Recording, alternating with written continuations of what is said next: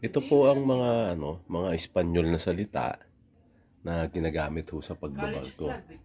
Ah, for example po, sa barko, kunwari po ito yung barko, ang left side po ng barko ang tinatawag nilang pabor o port side.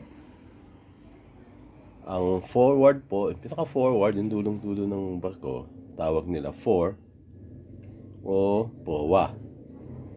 Yung sa right hand side po, yung tinatawag nila starboard o estribor. Yung sa likod po ng barko, ang tawag nila doon, poop deck o popa.